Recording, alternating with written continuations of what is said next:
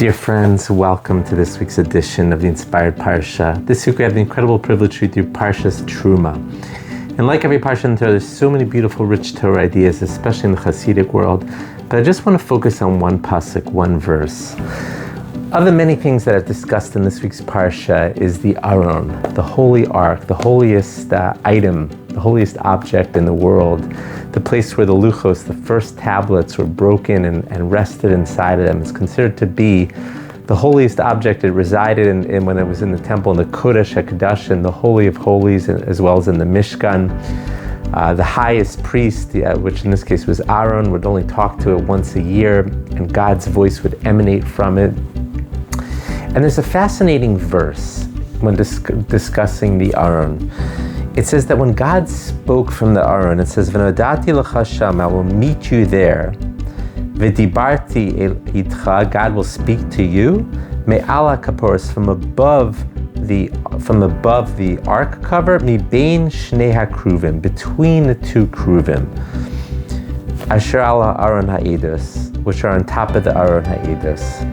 So this is a very powerful verse. This is a very mysterious verse, because we know that basically inside of the Aron was the holiest thing, was the Torah.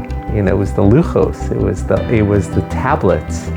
It completely embodied what we look to as so holy, the Torah that we study every day and that we learn, God's word, that we're trying to grow from it. And yet the Torah says God did not speak from the Aron itself.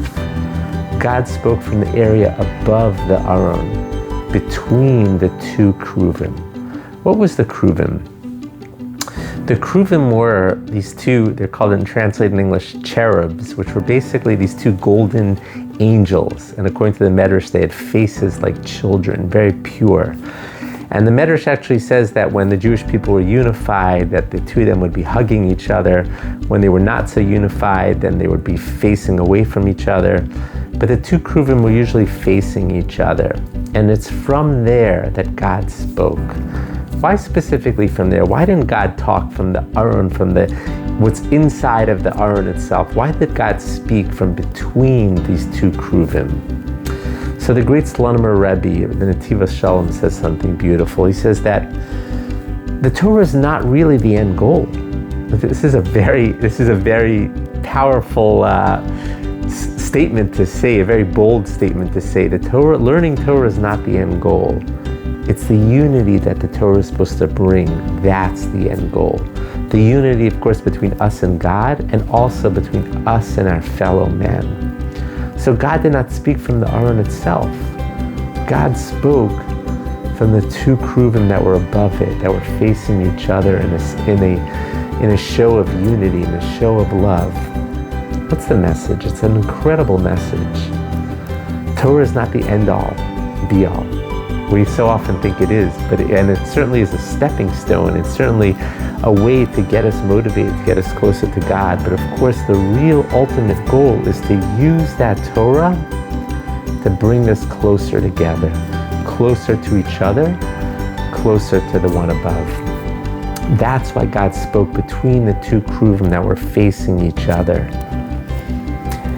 The message is God speaks when it's through unity, through love for each other. When the Torah brings a person to a love for each other and a love for the one above, that's where God's voice comes in. I want to wish everyone a bracha. I always try to wish everyone a blessing at the end of my Dvar Torahs. I say that don't just study the Torah.